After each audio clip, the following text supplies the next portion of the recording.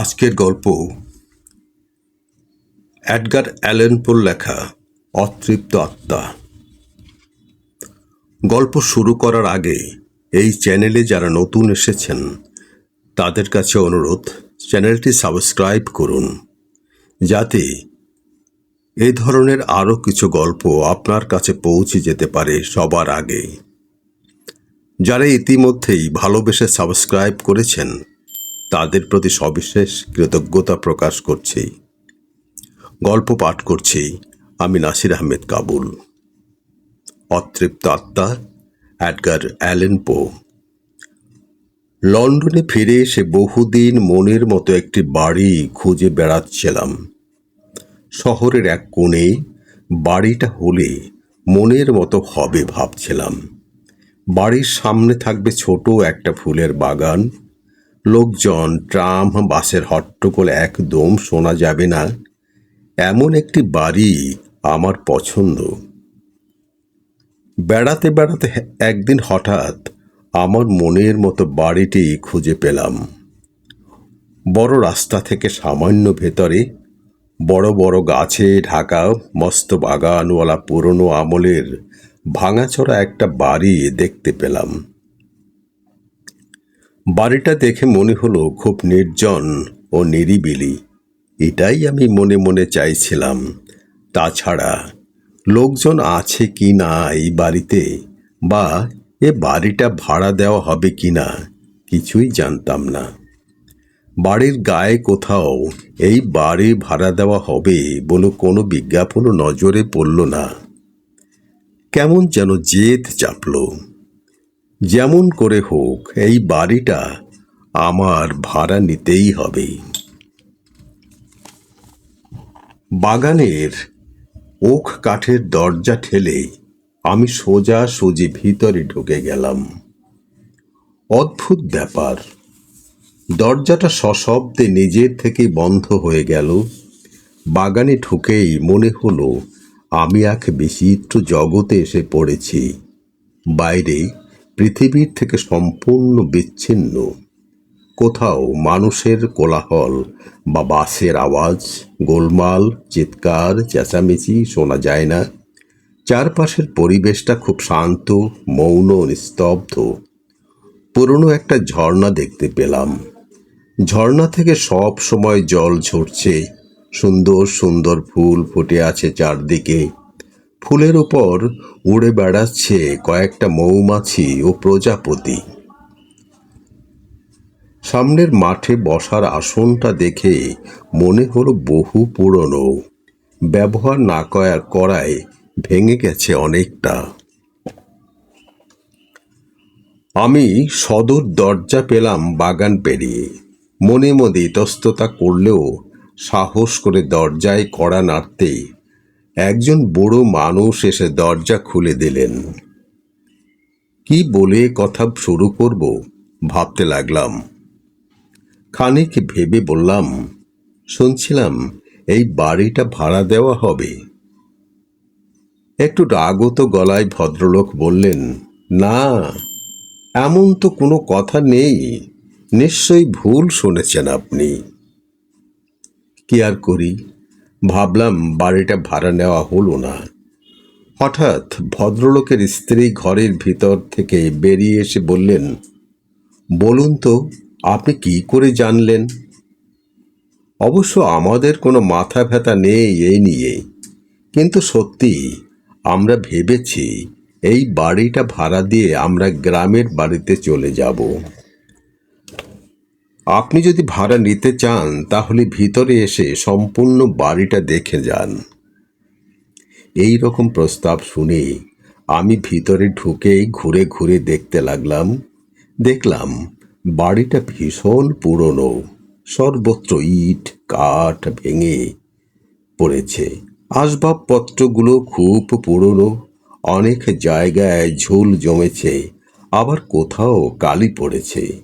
তবুও কি জানি কেন বাড়িটা দারুণ ভালো লাগলো আমার কাছে। মনে মনে ভাবলাম বাড়িটা ভাড়া নিলে এখানে বসে পড়াশোনাটা বেশ ভালো হবে। আমি জিজ্ঞেস করলাম, আচ্ছা আপনারা বাড়িটা ছাড়তে চাইছেন কেন? লক্ষ্য করলাম বিরক্তির ছায়া পড়ল ভদ্রমহিলার চোখে মুখে। তিনি নরম স্বরে বললেন, সত্যি কথা কি, এই বাড়িতে আমরা আর থাকতে পারছি না। কেউ এই বাড়িতে এক রাতের বেশি থাকতে পারে না। ঘরে নানান রকম অলৌকিক ঘটনা ঘটে। বাড়ির একদম পিছন দিকে সেই ঘরটা। আজকাল বাড়ির মধ্যে এ ধরনের নানা প্রকার আওয়াজ শোনা যাচ্ছে। আমার স্বামী কানে একটু কম শোনেন বলে তিনি কিছুই শুনতে পান না। এই বাড়িটা আমার রাতের ঘুম কেড়ে নিয়েছে। ঘুমোতে পারি না সারা রাত। সব সময় কাদের যেন পায়ের আওয়াজ পাওয়া যায়। আমাদের পক্ষে অসম্ভব এই বাড়িটায় থাকা।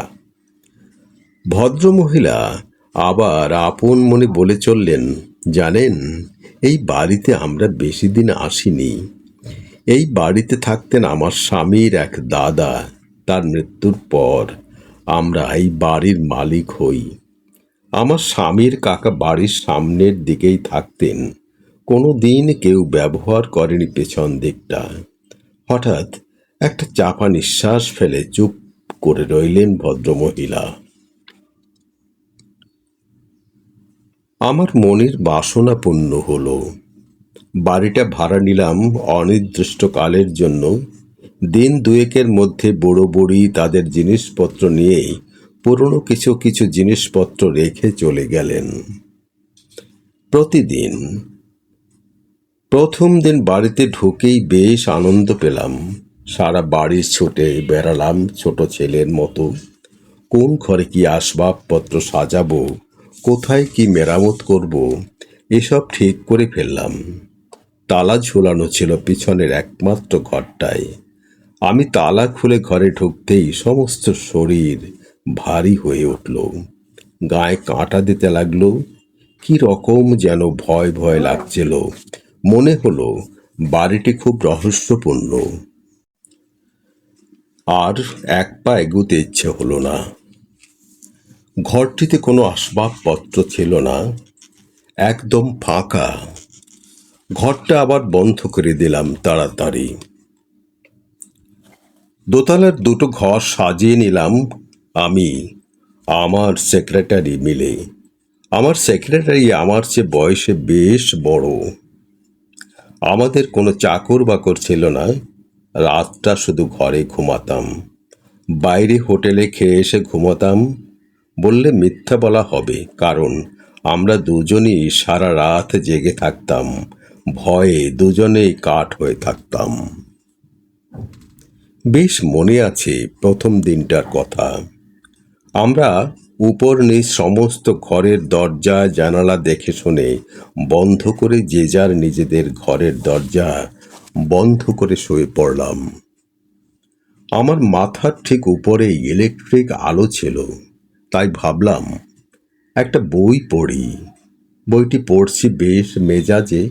হঠাৎ চমকে উঠলাম একটা ভারী আওয়াজ শুনে। স্পষ্ট বুঝতে পারলাম নিচের দরজা খুলে কে যেন ঢুকলো। বইপত্র বন্ধ করে কান পেতে শুনতে চেষ্টা করলাম। কোনো শব্দ শুনতে পেলাম না।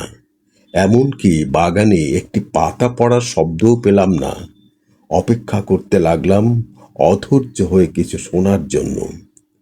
খানিকক্ষণ বাদে পায়ের শব্দে চমকে উঠলাম। মনে হলো কে যেন সিঁড়ি বেয়ে উপরে উঠে আসছে। প্রথম সে হল ঘরে ঢুকছে, তারপর আমাদের ঘরের দিকে এগিয়ে আসছে। ভয়ে আমার শরীর হিম হয়ে এলো। পায়ের শব্দটা ঠিক আমার ঘরের সামনে এসে থামল। আমি কোনো উপায় না দেখে আলো জেলে হাতে মোটা একটা লাঠি নিয়ে অপেক্ষা করতে লাগলাম। ভাবলাম নিশ্চয়ই চোর ডাকাত হবে, পা ফেলছে খুব সাবধানে। ঠিক আছে, আমিও প্রস্তুত। হাতের লাঠিটা দেখতে লাগলাম এই কথা ভেবে। কে যেন দরজায় চাপ দিচ্ছে বাইরে থেকে। হঠাৎ দরজাটা খুলে দিলাম, কিন্তু কাউকে দেখতে পেলাম না। শুধু গাঢ় অন্ধকার চারিদিকেই। মনে মনে বললাম, তাহলে ডাকাত নয়, বাঁচা গেল। পর মুহূর্তেই ভয়ে শিউরে উঠলাম। ভয়ে মাথার চুলগুলো খাড়া হয়ে উঠল, কিন্তু অনুভব করতে লাগলাম কে যেন জোরে জোরে নিঃশ্বাস ফেলছে।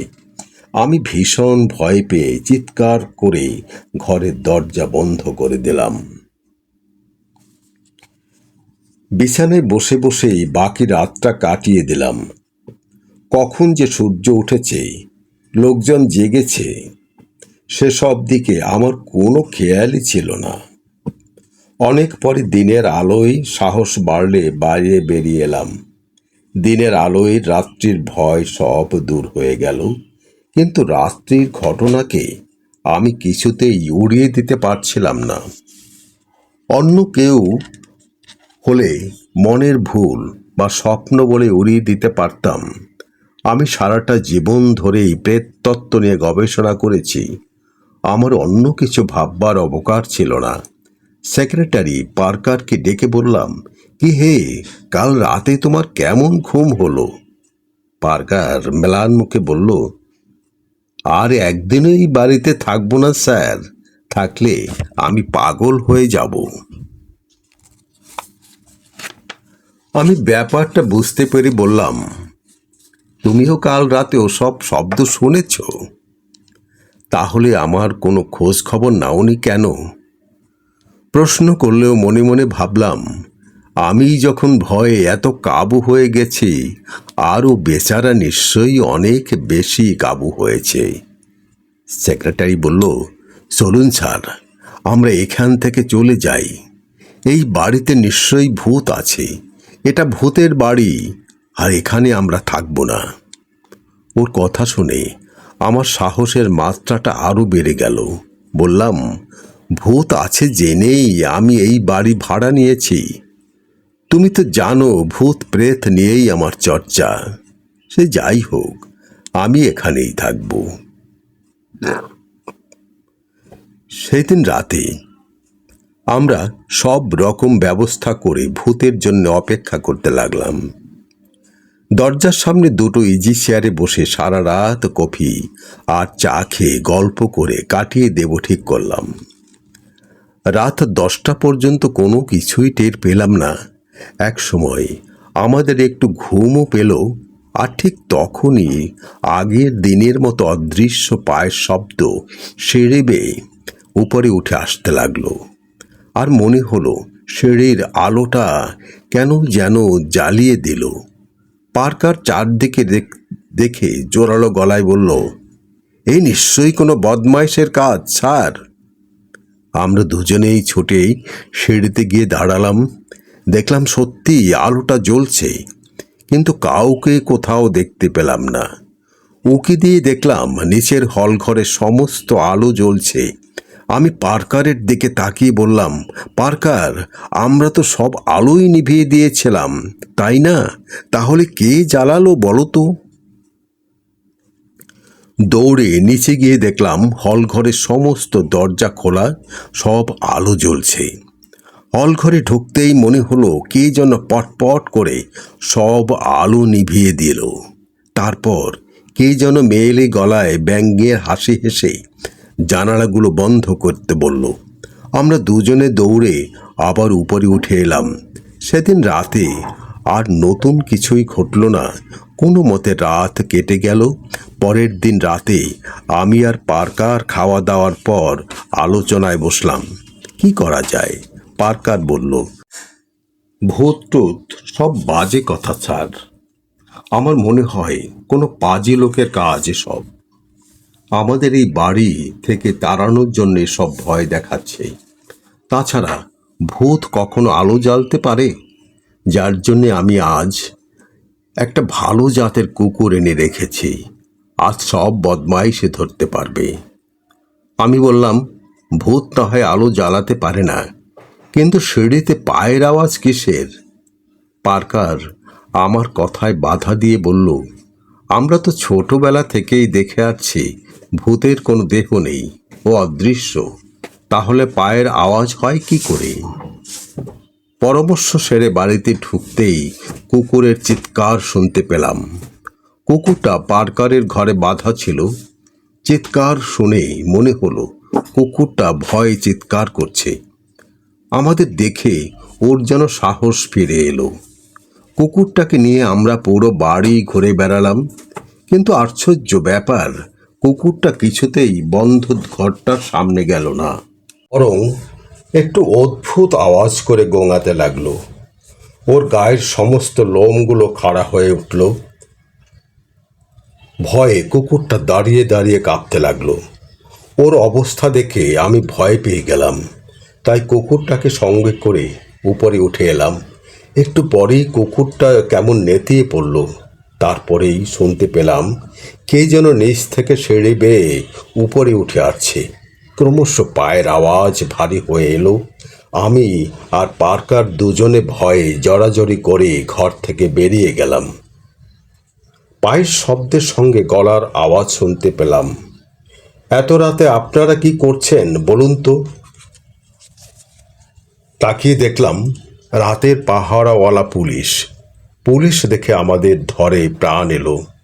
পুলিশ দেখলে যে এত আনন্দ হয় তা আমি এর আগে কোনো দিন বুঝতে পারিনি। পুলিশ আমাদের উপর ভীষণ চটেছিল। ওরা বলল, কি ব্যাপার বলুন তো? এই 5 মিনিট আগে দেখলাম বাড়ির সদর দরজা জানালা সব বন্ধ, আলো জ্বলছে না, আর এখন দেখছি সদর দরজা খোলা, সমস্ত বাড়িতে আলো জ্বলছে। বাগানে এসে শুনলাম কুকুরটা কাঁদছে, তাই সোজা উপরে চলে আসলাম। অবাক লাগছে, এই মাঝরাতে কেউ বাড়ির সমস্ত দরজা জানালা খোলা রাখে? কেন বন্ধ করে দেননি আপনারা? কি হয়েছে? আমি আর পার্কার দুজনেই বললাম, আমরা খুব ভালো করে সমস্ত দরজা খিল এঁটে বন্ধ করে দিয়েছিলাম, তাই কি করে যে খুলল আমরা তা জানি না। পুলিশ আমাদের কথা শুনে বলল, নিশ্চয়ই এ বাড়িতে একদল বদমাশ লোক ঢুকেছে। আপনারা আমার সঙ্গে চলুন, আমি সারা বাড়ি তল্লাশি চালাবো। কি করব আমরা? সত্যিই তো বাড়ির সমস্ত দরজা জানালা খোলা, গোটা বাড়িতে আলো জ্বলছে। তাই কিছু না বলে পুলিশ সঙ্গে নিয়ে সারা বাড়ি টহল দিলাম। কিন্তু কুকুরটা আর উঠল না। ও শুয়ে পড়ে হাঁপাতে লাগলো। আমরা সারা বাড়ি খুঁজে কোথাও কিছু দেখতে পেলাম না। এতে পুলিশের সন্দেহ আরও বাড়ল। আমাদের নাম ধাম ঢুকে নিয়ে চলে গেল। কিন্তু সেদিন থেকে প্রায় বেশ কয়েক রাত আমাদের কোনো অঘটন ঘটল না। প্রায় 6 দিন পর এক পুরনো বন্ধু আমার সঙ্গে দেখা করতে এলো। এই বাড়ি দেখে অবাক হয়ে বলল, এই বাড়িতে তুমি আছো কি করে? এটা তো ভূতের বাড়ি। আমি বললাম, তুমি জানলে কি করে যে এটা ভূতের বাড়ি? আমার বন্ধুটি বলল, কয়েক বছর আগে আমার এক মেসোমশাই এই বাড়িতে কয়েকদিন ছিলেন, তাতেই টের পেয়েছিলাম এটা নির্ঘাত ভূতের বাড়ি। ঠিক আছে, তুমি একটা প্রমাণ দেখো। একটা সাদা কাগজ খামে ভরে তোমার টেবিলের দেরাজে রেখে দাও। বন্ধুর কথা মতো আমি একটি সাদা কাগজ রেখে দিলাম। প্রায় মাসখানেক বাদে একদিন আমার বাড়িতে বন্ধুদের ডিনার দিলাম। নানার গল্পের মধ্যে এই বাড়িটায় ভূত আছে তার কথা উঠল। তখনই বন্ধুরা সবাই মিলে প্ল্যানচেট শুরু করলো। প্ল্যানচেট টেবিল 3 মিনিটের মধ্যেই এক প্রশান্ত আত্মা উপস্থিত হলো। একটা কাগজে লেখা ফুটে উঠল, আমি কার্ল স্প্লেট। এই বাড়িতে আগে আমিই থাকতাম। এর চেয়ে বেশি কিছু জানতে চাওয়া তো নিচে বদ্ধ ঘরে সবাই চলে এসো। আমরা সবাই মিলে নিচের বন্ধ ঘরটায় এসে বসলাম। একটা মোমবাতি জ্বেলে ধ্যানে বসলাম। আবার শুনতে পেলাম অশরীরী আত্মাটা বলে চলেছে, আমি কার্ল ক্লিট। এই ঘরে আমি আমার পিসতুত ভাই আর্থার লিডেলকে খুন করে পুঁতে রেখেছিলাম। আমরা জিজ্ঞাসা করলাম, আপনার আত্মার শান্তির জন্যে আমরা কি কিছু করতে পারি? আপনি বলুন। প্রথমটা কোনো উত্তর পেলাম না। অনেকক্ষণ পরে বিরক্ত হয়ে লিখল, দয়া করে এই বাড়িটা ছেড়ে দাও, তাহলেই আমার শান্তি হবে। এতদিন আমি যে একটা সাদা কাগজ খামে ভরে দেরাজে রেখেছিলাম তার কথা ভুলেই গিয়েছিলাম। তাই মনে হতেই তাড়াতাড়ি গিয়ে টেবিলের দেরাজটা খুলে সাদা কাগজটা বের করে দেখলাম তাতেও একই কথা লেখা আছে, দয়া করে এই বাড়িটা ছেড়ে দাও, তাহলেই আমার শান্তি হবে। পরের দিন আমি বাড়ির পুরনো সব দলিলপত্র খুঁজে দেখতে লাগলাম। দেখলাম সত্যি 30-40 বছর আগে এই বাড়িতে কার্ল ক্লিট নামে এক জার্মান ডাক্তার ও তার স্ত্রী শার্লেট বাস করতেন। আর মাঝে মাঝে ডাক্তারের এক আত্মীয় আর্থার লিডল নামে এক যুবক এই বাড়িতে এসে থাকত। কিন্তু একদিন রাতে তাকে আর খুঁজে পাওয়া যায়নি। তারপর কিছুদিন পরে কার্ল ও শার্লেট এই বাড়ি ছেড়ে জার্মানিতে চলে গিয়েছিল। দলিলপত্র দেখে শুনেই আমরা মনের অদম্য ইচ্ছেটা আরও বেড়ে গেল। ভাবলাম যেমন করে হোক এই কার্ল, শার্লেট ও লিডেলের গোপন রহস্যটা জানতে হবে এবং ওদের আত্মার শান্তির ব্যবস্থা করতে হবে। আমি জানি ওরা যতদিন জীবিত মানুষের কাছে ওদের গোপন রহস্যের কথা না বলবে ততদিন ওরা মুক্তি পাবে না। তাই আমি বন্ধ ঘরটাতে ইলেকট্রিক আলোর ব্যবস্থা করলাম, ঘরটা চুনকাম করলাম, টেবিল চেয়ার পাতলাম। সন্ধ্যা হওয়ার আগেই তারা এক অন্ধ মিডিয়াকে নিয়ে আমরা বাড়িতে এসে হাজির হলেন। আমরা সবাই মিলে প্ল্যান চেটে বসলাম।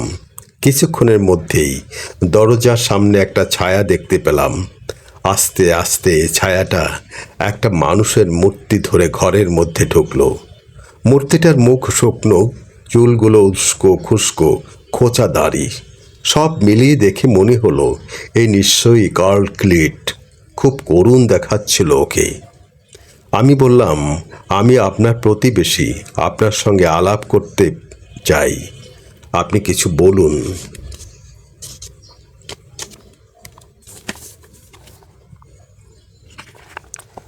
ছায়ামূর্তি উত্তর দিল না, আমি এইসব চাই না, তুমি এখান থেকে চলে গেলে বাঁচি। তোমাকে তাড়াবার জন্যে আমি তো চেষ্টা করছি, তবু যাচ্ছ না কেন? এর উত্তরে আমি বললাম, বহু বছর তো এই বাড়িতে কাটালেন একা একা, এখন কোনো বন্ধুর পেতে ইচ্ছা করে না? আমার কথা শুনে মনে হলো কার্ল বেশ খুশি হয়েছে। হতাশ গলায় বলল, আমি তো এই বাড়ি ছেড়ে কোনোদিন কোথাও যেতে পারবো না, এখানে আমি চিরকালের মতো বাঁধা। জিজ্ঞাসা করলাম, লিডেলকে খুন করতে গেলেন কেন? এবার দেখলাম কার্ল ভীষণ উত্তেজিত হয়ে উঠল। বলল, ওই শয়তানটাই তো আমার জীবনের শনি। ওর আসার আগে আমি আর শার্লেট কত সুখেই না ছিলাম, খুব শান্তিতে ছিলাম। এই লিডেলটা দেশে কুকাজ করে আমার এখানে আশ্রয় নিল, দয়া করে ওকে থাকতে দিলাম। আর কি করব? আমার অনুপস্থিতিতে আমার স্ত্রীর সঙ্গে বদমাইশি করতে চাইতো, ওকে জ্বালাতন করত। শার্লেট অশান্তির ভয়ে প্রথমে এসব কথা আমাকে বলতো না। একদিন লিডেল ওকে চরম অপমান করলো, যার জন্য ও কাঁদতে কাঁদতে আমাকে সব কথা বলল। শুনে আমি ক্রোধে পাগল হয়ে গেলাম, ছুটে গিয়ে ওকে খুন করলাম। তারপর ওর মৃতদেহটা এই ঘরের নিচে পুঁতে রেখেছি। এই ঘরটার পর থেকে শার্লেট দিন দিন রোগা হয়ে যেতে লাগলো। বছর খানেকের মধ্যে ও মারা গেল। ওর মৃত্যুর পর আমি একা থাকতে পারলাম না, আমি আত্মহত্যা করি। তুমি যে ঘরে আছো সেই ঘরেই আমি আত্মহত্যা করি। এরপর থেকে আমরা বেশ সুখেই বসবাস করছি। শুধু মাঝে মধ্যে লিডেল এসে আমাদের সুখের সংসার ভেঙে দিয়ে যায়। এভাবে চলে যাচ্ছে বছরের পর বছর। আমরা ছাড়া এই বাড়িতে আর কারোকে থাকতে দিই না।